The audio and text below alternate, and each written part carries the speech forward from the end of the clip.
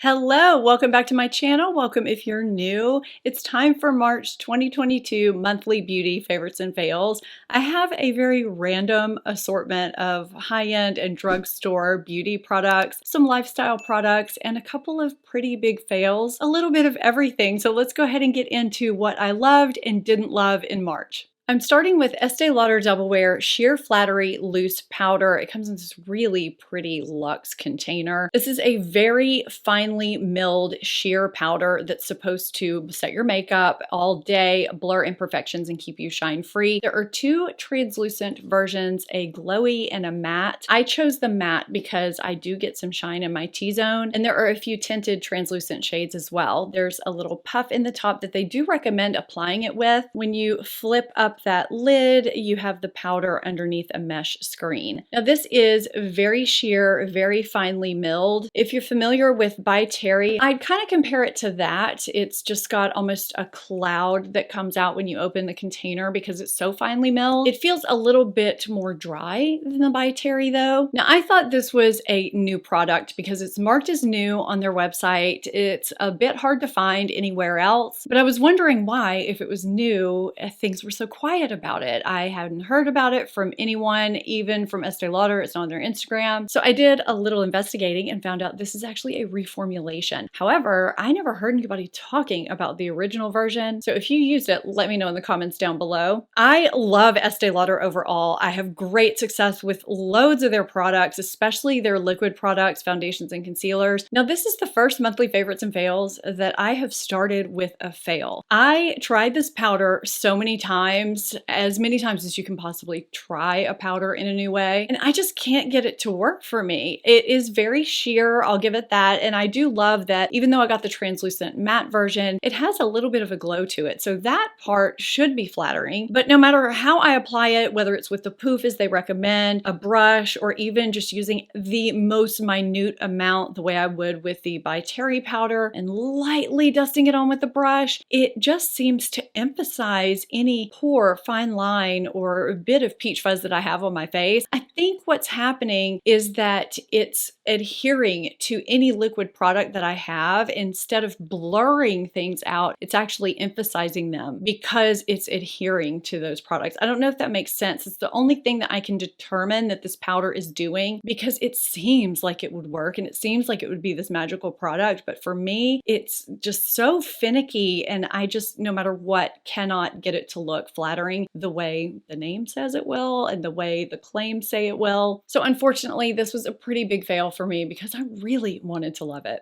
Next up is a new blush release that I cannot put down. It's on my cheeks right now very lightly. I'm going to add a little bit more. You're probably not going to believe me when I show you what it looks like in the pan. So this is Persona Super Blush in the shade Bubble. I mean, that does not look like this, even though it looks a little bit more subdued on the back of my hand. What this gives me that I love so much, and the reason why I can't stop using it, is because it gives me that natural flushed look, whether I have makeup on or if I have no makeup. It just is that perfect flattering natural shade that I think would work for anyone. I mean, when I just first looked at this, I thought there is no way. So I'm dipping my brush in and I'm just going to tap this on the back of my hand. I mean, you can see you don't even really have to be careful when you apply it like you usually do with bright shades like this. But when I apply this across my nose and cheeks, it just gives that really pretty flushed sun-kissed look that's kind of perfect and natural no matter what look you have going on, even if you're not wearing makeup and you just want a natural flush.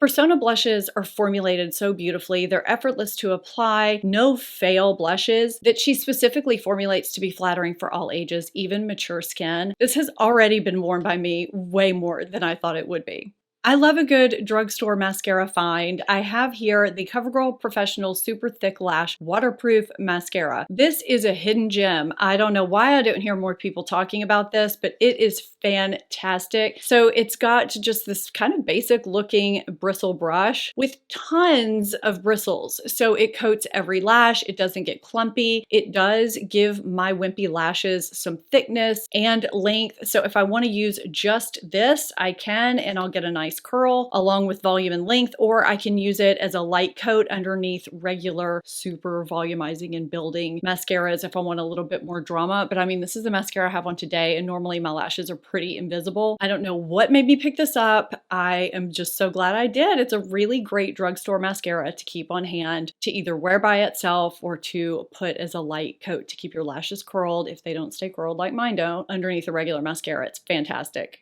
Those of you that are regular watchers of my monthly beauty favorites and fails, I don't know if you've noticed that I never talk about foundations in these videos because I do separate foundation roundups for those where I share my favorites and fails there. So I feel like it's kind of redundant, but I did want to point out that the foundation that I'm wearing today is the Makeup Forever HD Skin. It's new and I mentioned it in my most recent foundation roundup. So anytime I do a foundation roundup where I review foundations, I will link it in the description box of my monthly favorites and fails, maybe up in the corner too, so that you can go see what foundations have really done it for me that month and which ones have been complete and total failures and which ones might be appropriate for your skin type, because I share that in those videos too. But this one has been a hit and you can go check out exactly why and see how it wore throughout the day for me in my most recent foundation roundup after you finish this video. I have a thing for lip balms. I don't know what it is. I like trying them. I don't care if they're basic or if they have a tint to them or something a little special. I also like to have them stashed in various places. I have way too many, I know that, but I don't know. It's a thing. I like lip balms. My husband, on the other hand, has been a diehard Burt's Bees user for as long as I can remember. So anyway, he got this multi-pack and it had different flavors in it, and he did not want the coconut and pear. He asked if I wanted it. I took it, but I don't know. I thought it was just going to give me that stinging sensation that Burt's Bees gives you. Some people really like it. Some people don't. I kind of set this to the side for a while, and then one day I pulled it out. I think I just couldn't find another lip balm nearby, so I used it. This does not have that typical kind of stinging Burt's Bees minty sensation. It's just a regular lip balm. It's really nourishing, so it does the job. But what I love is the scent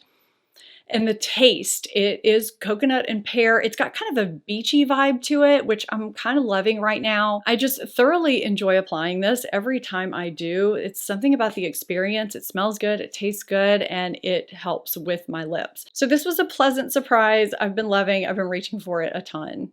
I've been getting some questions from several of you about the new Flower Beauty Spotlight Liquid Highlighters, because you know I have a love for Flower Beauty and Charlotte Tilbury, and you've been wondering kind of how these compare or if they're just any good. So I will say, I mean, the packaging is pretty spot on. You twist it up, squeeze it out, twist it back down to close it, and it's dispensed from this little sponge tip. So here are the two shades in the tube that I have, Opal and Gleam. And on the back of my hand, we have Gleam here with the kind of pinky hue, and then we have Opal. They are really reflecting in my lights. Opal is just that regular champagne shade. It's not as white as it's appearing. I think that looks a little bit better. So Opal is the shade that I have on today, just that champagne shade right at the top of my cheekbones. I'm hoping you can see that on camera. I put it on right over my foundation before I set my face with powder. A lot of times once you set your face over a liquid highlighter, it kind of buffers it a little bit. What I like about these is that that doesn't happen. You still get that beautiful sheen through powder, and it's not over the top. It's very natural looking. I do find I have to blend these quickly because they do set down. There's no tackiness. I've really been enjoying both shades and they're affordable.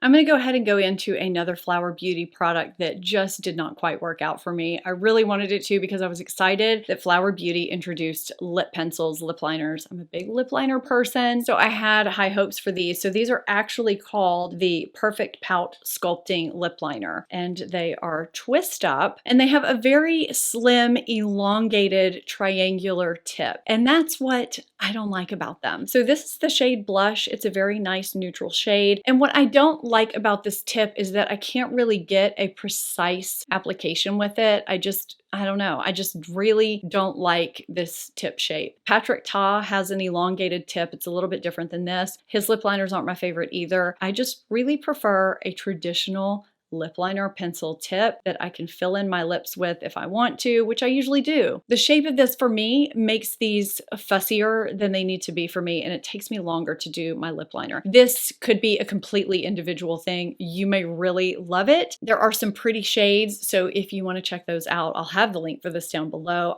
This is just not my favorite shape of lip liner, but the pigmentation was nice. They felt good. I just wish they had a regular point.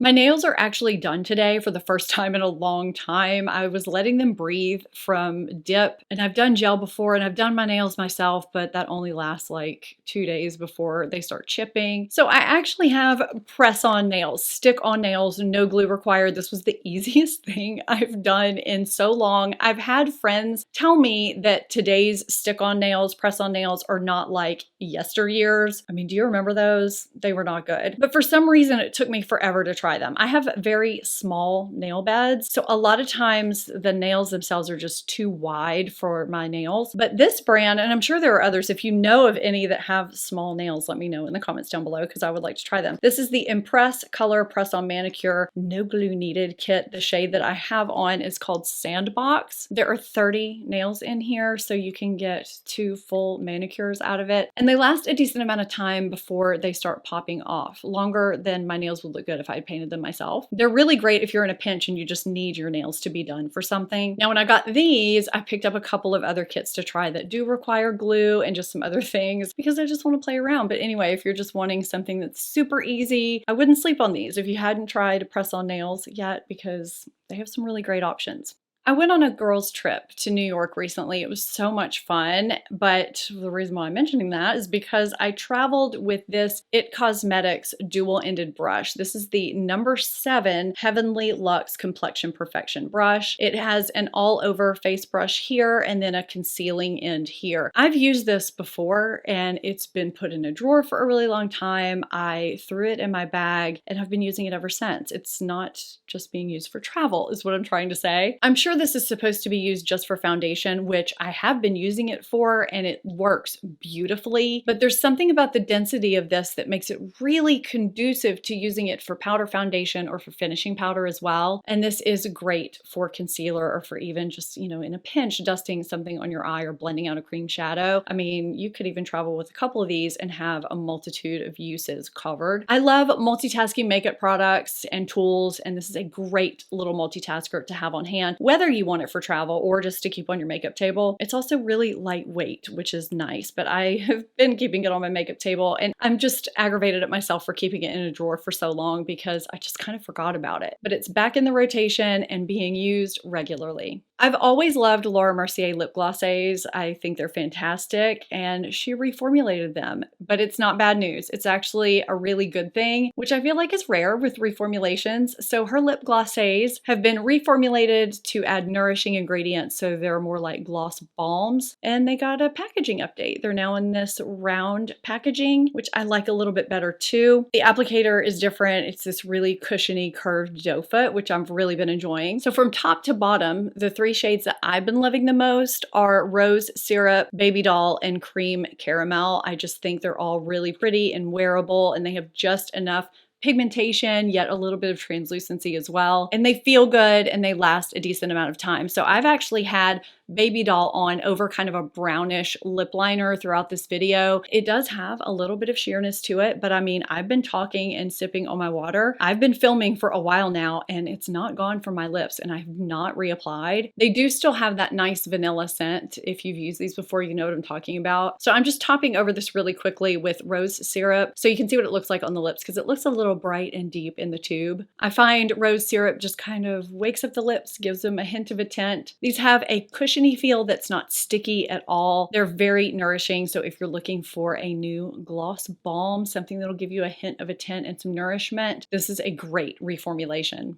Iconic London just dropped these beautiful Silk Glow duos. These, I do believe, are available from Sephora if you're shopping the Spring VIB sale. I put a video out on Friday with some Sephora bestsellers that I think are totally worth the money. I'll have that linked up in the corner and down below if you haven't seen it or if you just want to check it out. I'll also be having a couple of videos coming out as the different tiers go live, so look for those this week. But I know a lot of us do shop that event several times because you can use the code a few times. I'll have that in the description box as well. But this is absolutely stunning. There's a little bit of a sheen to it, not too much. I mean, that's just subtle, yet you can tell it's going to be really radiant. So I'm going to just top over my blush lightly. I'm going to try and not go into blush overload, but I want you to see how beautiful this shade is. I'm just putting a little bit on there. This shade is Rose Glow. I'm sure I put on too much, but that's okay. There's a coral shade that looks really pretty too, but if you're looking for kind of a 2-in-1 product, this is a really great one. It wears well. It's very flattering. It's got that sheen that's not a glitter, which is what I look for. I just think these are so beautiful, and I've been having a lot of fun playing around with it.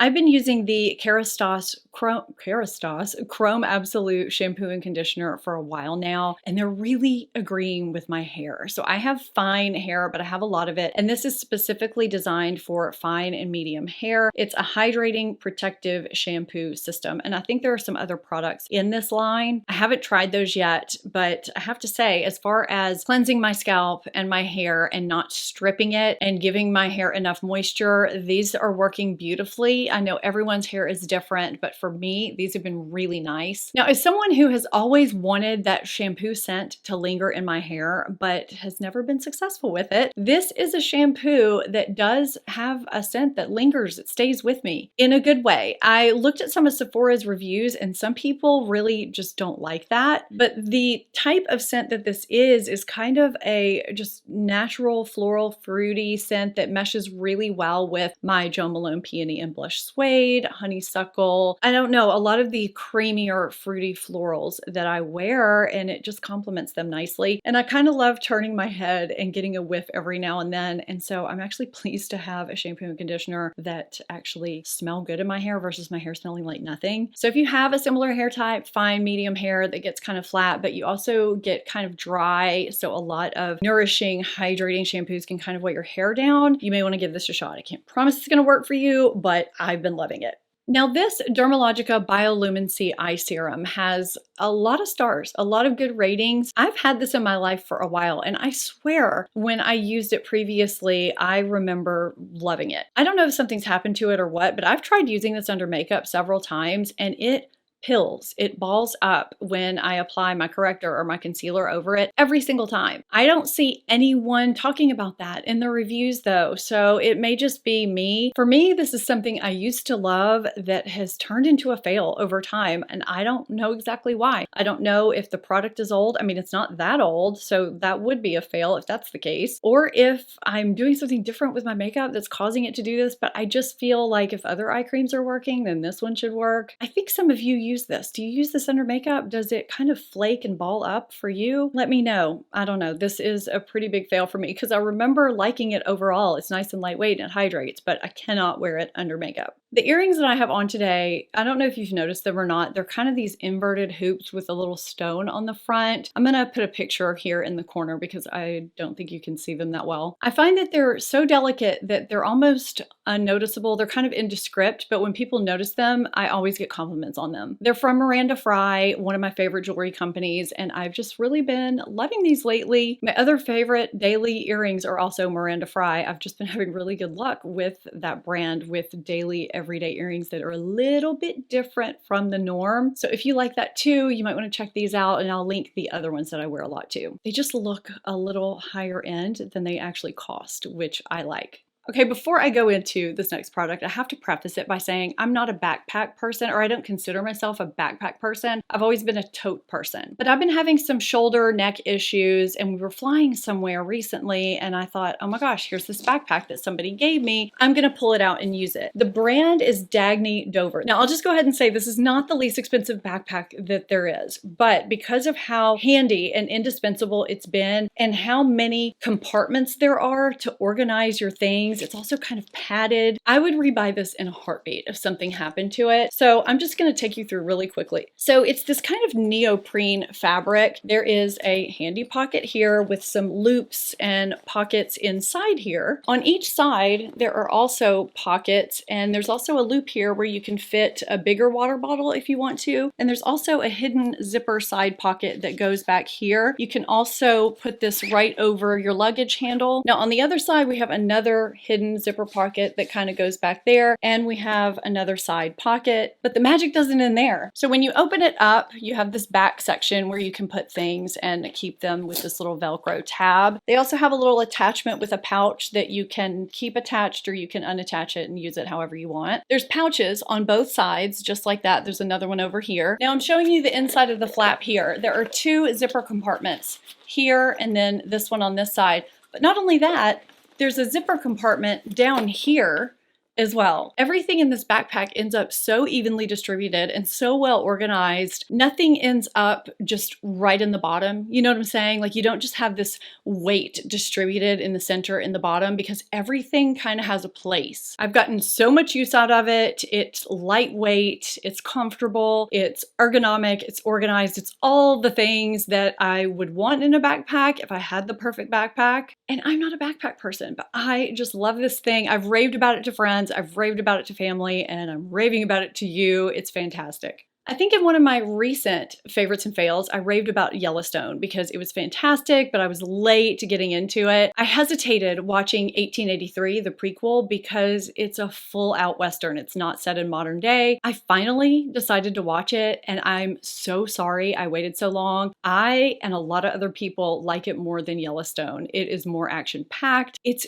gripping and emotional and just so many things. I loved it. I didn't want it to end. So if you're hesitating on it because Western's not your genre, I think you're going to be pleasantly surprised. There's a strong female lead. The acting is just amazing. I absolutely loved it. So if you're looking for a show, you may want to give it a try. Even if you haven't watched Yellowstone, I think you could even start with 1883. So good. Sometimes I wish I could just re-experience it for the first time. I just started Peaky Blinders because so many people have recommended it to me based on other shows that I like. I don't know why I was hesitating on that either. If you appreciate cinematography, let me tell you, it is a gorgeous show. I mean, it's riveting, it's got drama, it's got suspense, but you could almost take a photograph of every scene because it's just cinematically so beautiful. Sometimes I'm just mesmerized by it. But anyway, thank you to all of you who have recommended that to me because I'm thoroughly enjoying it. If you're looking for something a little bit different, but that also kind of sucks you in, you may want to give it a try.